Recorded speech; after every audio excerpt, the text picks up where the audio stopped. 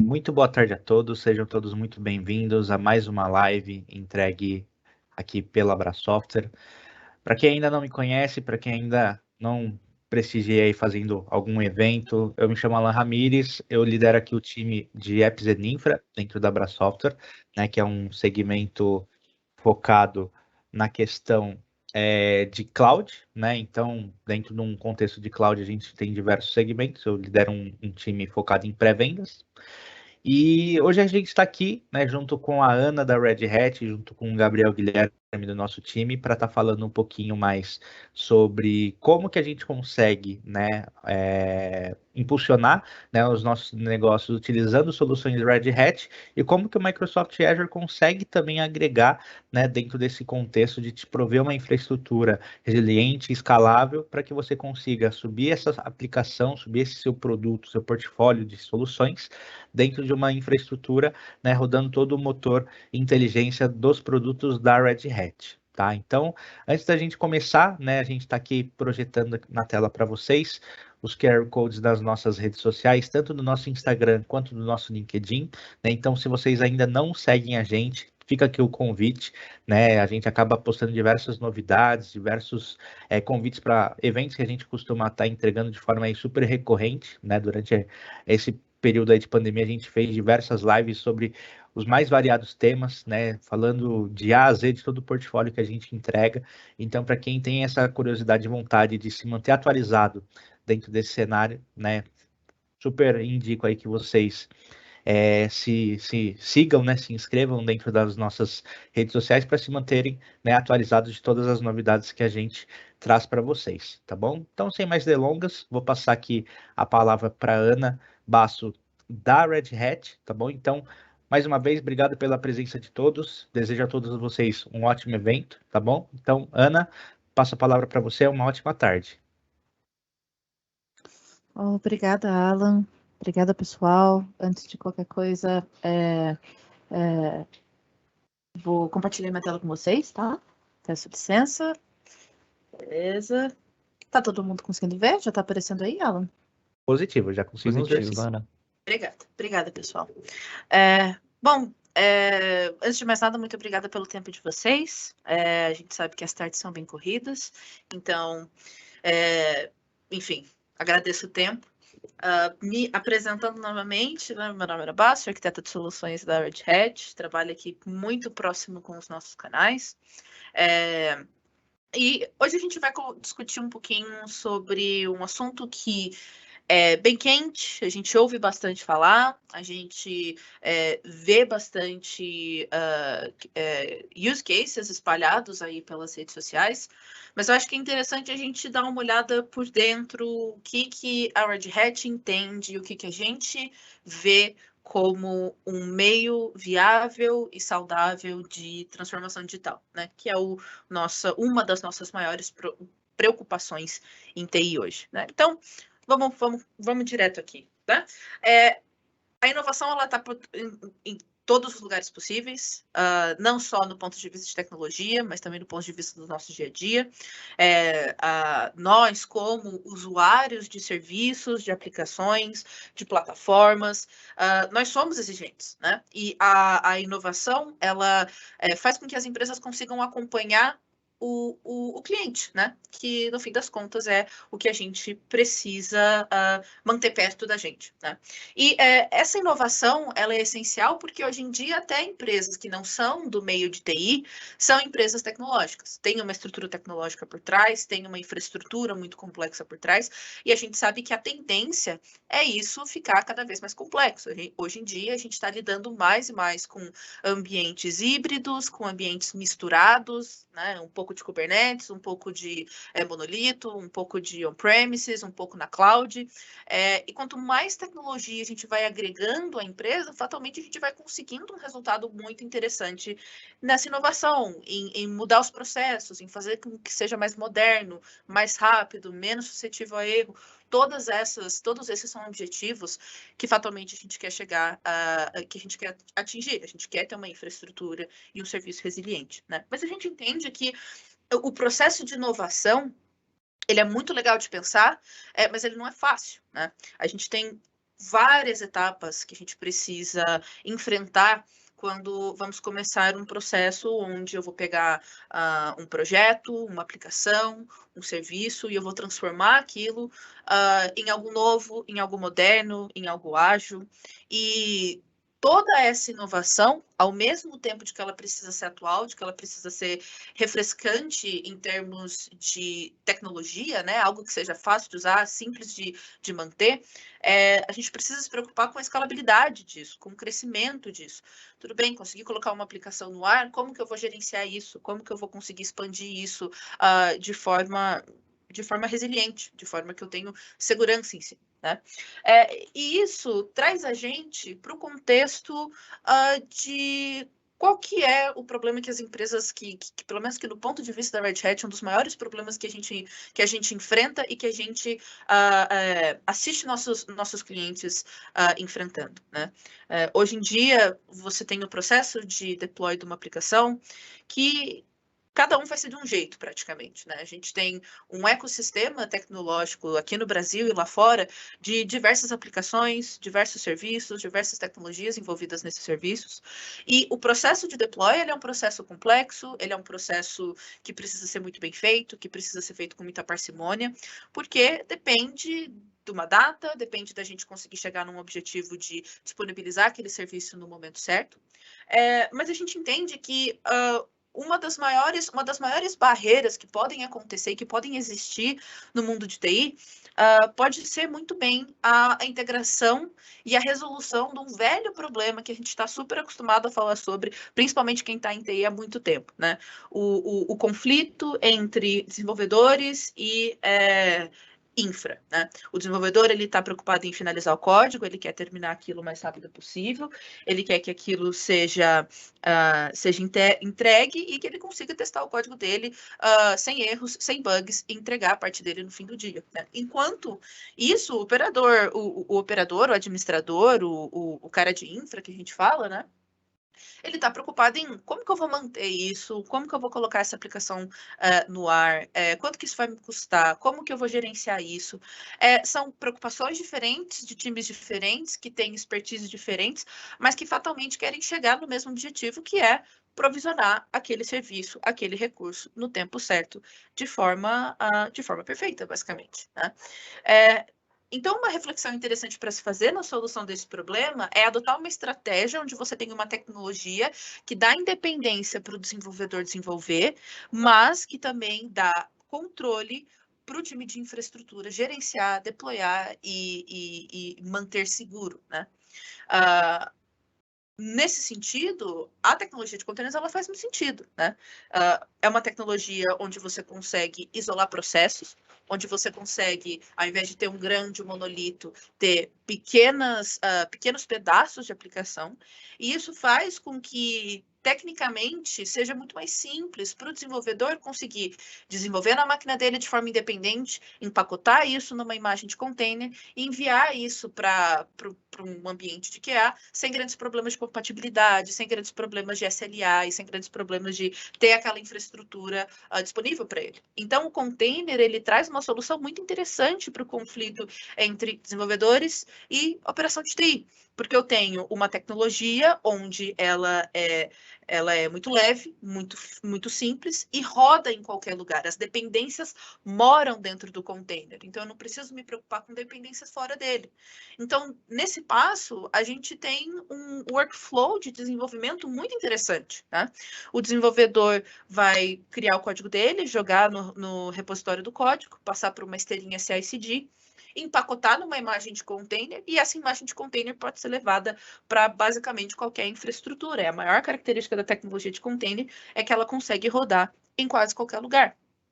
E dessa forma, você tem um ótimo resultado de resolver esse problema, resolver esse conflito, mas começam a surgir dúvidas, né? Porque quando a gente está falando do contexto enterprise e a aplicação da tecnologia de container no contexto enterprise, a gente precisa se preocupar com muito mais coisas além do que conseguir desenvolver de forma ágil. A gente precisa se preocupar em onde esse container vai rodar, em qual cluster, em qual pool de recursos esse meu container vai ficar? Como que eu vou ter observabilidade disso? Como que eu vou conseguir agregar log? Como que eu consigo ter certeza de que eu estou usando a versão certa da imagem de container? É muito mais do que simplesmente utilizar a tecnologia, né? A gente precisa de uma série de recursos em cima do container e em volta do container para com que faça sentido, num ponto de vista enterprise, a gente poder usar essa tecnologia no nosso contexto de produção, né? E para a gente resolver esse problema de organização dos containers, a gente pode contar com Kubernetes, né? Kubernetes, com certeza, vocês já ouviram falar. Ele é o projeto open source do Google que se tornou aí o padrão de fato de orquestração de containers. É um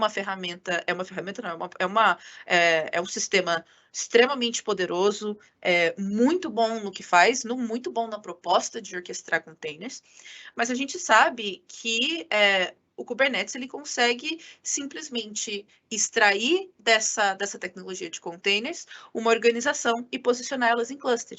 Então, o que eu consigo adicionando o Kubernetes no meu contexto de container? Eu consigo um DevOps com container com Kubernetes que soluciona o meu problema de organizar esses containers de uma forma lógica dentro da minha infraestrutura. Então, o que eu estou fazendo aqui? Eu estou basicamente adicionando ao meu workflow, onde eu inovei com a tecnologia de containers, uma tecnologia para organizar meus containers dentro do meu cluster, dentro das minhas máquinas, dentro da minha infraestrutura, né? Porém, quem mexe com Kubernetes sabe que não é simples. Kubernetes é uma ferramenta relativamente complexa de mexer. E a curva de aprendizado pode ser bem grande. Então, é necessário a gente sempre ter isso muito em mente. Kubernetes é muito bom, é uma tecnologia ótima, mas é uma tecnologia relativamente complexa. E se a gente for refletir em cima dos serviços que a gente precisa dentro do enterprise, a gente começa a perceber uma característica que o Kubernetes tem de precisar de algumas integrações para ser uma solução 100% habilitada para conseguir servir o enterprise, né? Então, começando aqui com uma das primeiras características, se você vai ter uma aplicação rodando dentro da sua infraestrutura, você precisa ter um controle de rede. Qual porta está aberta, qual porta não está aberta, qual endpoint eu vou poder expor, qual endpoint eu não posso expor. O Kubernetes sozinho não consegue fazer o gerenciamento muito visual disso. E networking no contexto de Kubernetes também é muito complexo. Então, é interessante que você consiga fazer uma integração com uma solução de gerenciamento de networking que vai conseguir organizar as redes das aplicações que estão rodando dentro desse cluster Kubernetes, né? Porém, isso se aplica também aonde eu vou guardar as minhas imagens de container, né? Eu preciso guardar as minhas aplicações e o código do meu desenvolvedor em algum lugar, em algum momento. O Kubernetes sozinho não tem um image registry, né? Que seria uma espécie de database de imagem de container interno. Você precisa integrar e gerenciar isso de forma externa também. A mesma coisa com métricas e logging. A gente precisa de monitoramento em cima das aplicações hoje em dia mais do que nunca.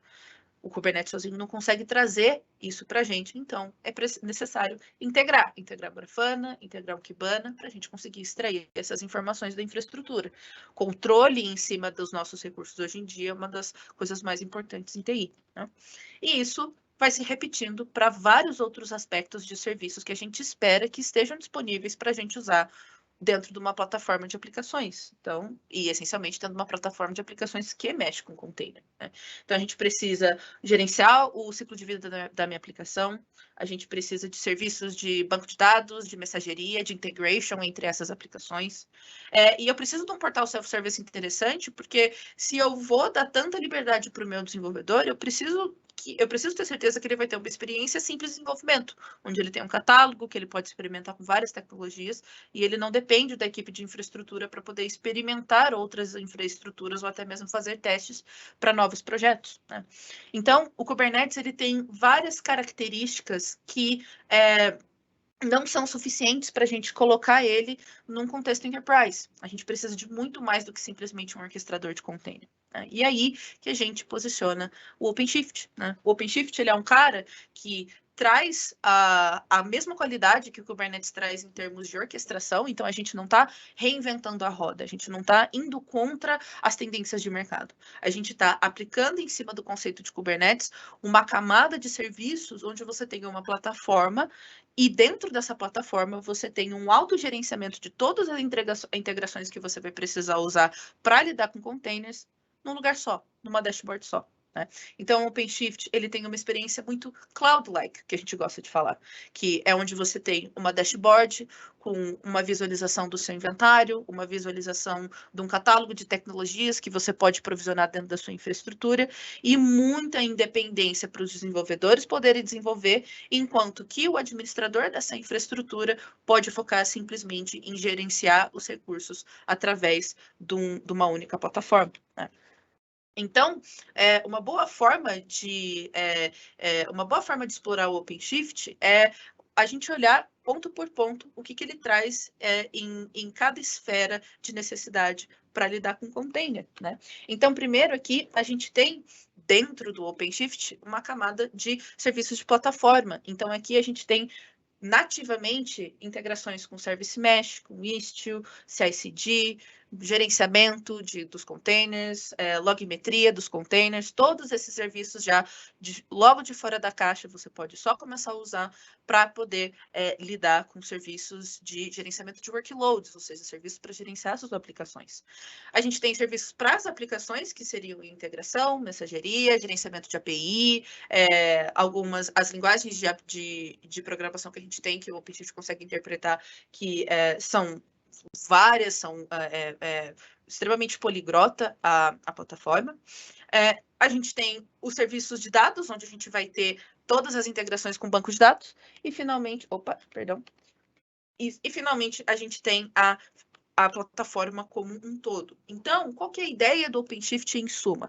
É trazer a possibilidade da gente utilizar o conhecimento que o Kubernetes tem em orquestração de containers e pegar todas essas integrações que a gente precisa para poder ter uma plataforma pronta para o enterprise dentro de um único lugar, onde ele se autogerencia e a preocupação central é utilizar a plataforma para poder rodar esses workloads e poder ter uma plataforma que é simples de gerenciar e que a gente consegue fazer a transição das aplicações de forma simples, né? Porque a inovação como a gente falou lá no começo, né? A inovação ela é importante, é algo que está em pauta e que a gente precisa tratar, né? Mas é importante que a gente faça em cima de uma plataforma que vai conseguir facilitar muito do caminho enquanto a gente está traçando esses projetos, né? E, finalmente, o OpenShift é uma plataforma completamente agnóstica. Então, a gente consegue rodar dentro de casa, em virtualizado e nas principais clouds, com o Aro aí sendo a nossa principal oferta em parceria com a Microsoft. Então, é um serviço completamente gerenciado, onde vocês conseguem literalmente só subir uma plataforma e começar a usar esses workloads com todas essas integrações que a gente viu hoje. Tá? Pessoal, muito obrigada pela presença. Espero que tenha dado tempo de eu passar um gostinho para vocês do que o OpenShift é capaz. Eu fico à disposição de vocês se vocês tiverem qualquer dúvida. E eu passo agora para o Gabriel, para ele falar um pouquinho mais de Azure para a gente. Tá certo, pessoal. Muito boa tarde. Muito obrigado, Ana, pela introdução, pela explicação também, né, da solução do OpenShift, tá bom? Eu vou falar agora, trazer, né, o material que eu separei aqui para falar de Red Hat, né, do OpenShift em si, dentro do Azure e as maneiras que a gente pode estar utilizando a solução, tá bom? Eu vou compartilhar minha tela e aí, assim que possível, vocês me dão visibilidade. Já tem... Ok. Perfeito, tá bom. Basicamente, a ideia, né, o principal motivador, né, da parceria entre Red Hat e Microsoft foi a necessidade, né, e também digamos, a demanda de estar deixando mais prático a integração para os clientes que têm um certo interesse, mas também de uma certa forma, uma necessidade de ter soluções de cloud híbrida dentro do ambiente ali, né, do escopo de TI ali da empresa, tá bom? E, claro, né, também está podendo disponibilizar workloads que rodam à base de Red Hat, mas suportada ali pela plataforma do Azure, né, que no caso da Microsoft, tá? E aí essa parceria foi realizada nesse intuito de estar provendo, né, uma melhor praticidade para os clientes e parceiros desses dois fabricantes, tá? Eu trouxe esse diagrama aqui, né, que ele evidencia um pouco de como funciona o OpenShift no flavor, digamos assim, né, nos sabores de PaaS e IaaS. Só para recapitular, né, pode ser que alguém aqui não tenha conhecimento, né, de certa forma, uma vivência na frente de clouds públicas. E existem, né, duas formas de estarem sendo disponibilizados serviços na cloud, que no caso é o IaaS, que seria a infraestrutura as a service, né, infraestrutura como serviço, e PaaS. O PaaS eu vou explicar um pouco mais para frente, mas o IaaS ele é basicamente, de uma maneira bem chucra, né, redes virtuais e máquinas virtuais ali sendo disponibilizadas, rodando, né, as plataformas ali, rodando os workloads dessa maneira, tá bom? Aqui no caso, no caso do OpenShift, ele seria provisionado, né, se subir uma VM, né, uma máquina virtual com o sistema operacional do RHEL, né, rodando ali por baixo, né, digamos assim. Então, você entende que, no caso, o OpenShift, essa licença, né, do OpenShift, ela teria que vir de fora digamos, de fora, né, do Azure, para poder estar suprindo, né, a necessidade da aplicação. E dessa maneira, você instalando, né, realizando ali as configurações de nós no ambiente, ele funcionaria dessa maneira, né? As responsabilidades ficariam separadas da seguinte forma, né? Que o suporte à plataforma, né? Então, você entende que seria o suporte desde o lado do sistema operacional, aliás, né, o suporte à plataforma, né? Que seria o provimento ali, né, de redes virtuais e a garantia da VM, seria, né, dedicado da Microsoft e da Red Hat. No caso do Azure, seria mais a disponibilidade que a Microsoft dá ao cliente sobre a VM, então estaria garantindo ali, né, todo o SLA que a VM precisa, as redes virtuais, enfim. E a partir disso, né, ficaria de responsabilidade, né, do cliente arcar ah, com essa demanda, né? Então, no caso, ele estaria fazendo a instalação e estaria prestando ali também o suporte ao sistema operacional, estaria fazendo toda a configuração da VM, desde a seleção do template até, propriamente dito, né, o problemas que possa ter ali, eventuais alterações que você faça dentro de documentos da máquina virtual, tá bom? Então, você entende que no modelo de IaaS ele tem uma responsabilidade muito maior, né, sobre o ambiente dele, mas claro também que ele tem uma liberdade também de fazer aquilo que ele bem entenda, né, no ambiente, tá certo? Quando a gente traz para o OpenShift no formato de PaaS, né, que seria a plataforma, é onde a Microsoft, né, e a Red Hat, né, os fabricantes, eles acabam se responsabilizando por boa parte, né, do ambiente em si. Então, tanto, né, além da parte, como eu tinha falado, da disponibilidade das VMs, das redes virtuais, enfim, ele disponibilizaria, né, digamos assim, deixaria a par para o cliente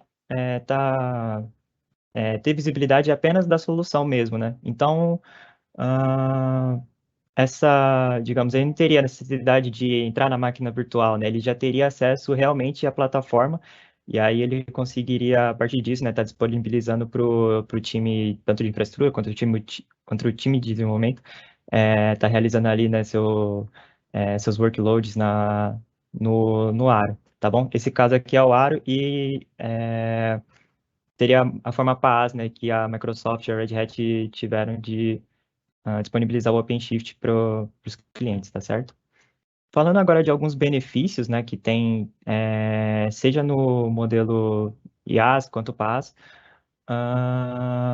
você tem uma grande variância, né, de uma grande liberdade, né, para poder ter escalabilidade dentro do Azure. Então, inclusive, né, existem ferramentas dentro do Azure que provém essa escalabilidade de maneira automatizada. Você, dependendo ali, você consegue setar algumas métricas para que, a partir de determinado ponto de processamento, por exemplo, o seu ambiente, né, que no caso são 3 nós, ele cresça, vá para 5, 6, enfim. E aí, dessa maneira, né, você tem essa escalabilidade sendo provida pelo fabricante, tá bom? Quanto à disponibilidade também, e aí a gente acaba falando de SLAs, né, e garantia de que a plataforma vai estar funcionando, né, na maior parte do tempo. É garantido, né, pela Microsoft que o SLA do usuário, né, falando especificamente no modelo PaaS, ele funcionaria por volta de 99,95% do tempo, né, isso em um ano, né, e aí você entende que é muito tempo, né, de disponibilidade que a plataforma vai ficar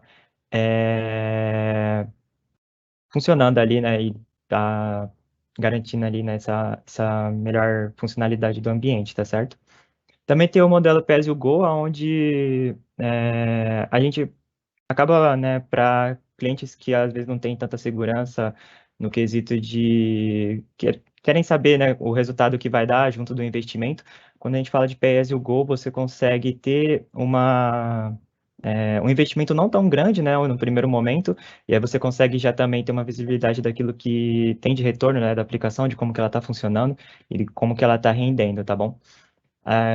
E sobre as reservas, né, que no caso, você também tem a opção de estar reservando, né, o sistema, tanto o sistema operacional quanto também as máquinas virtuais, e aí essas reservas acabam tendo descontos no final, né, um saving bem grande no final no final do período, né, que for designada a reserva. Existe a reserva de 1 ano e 3 anos dentro do Azure, e aí, inclusive, sendo para máquinas virtuais ou para as licenças do OpenShift em si. E aí, existe a possibilidade, né, de até você conseguir um desconto de 62% no final, do período reservado, tá certo?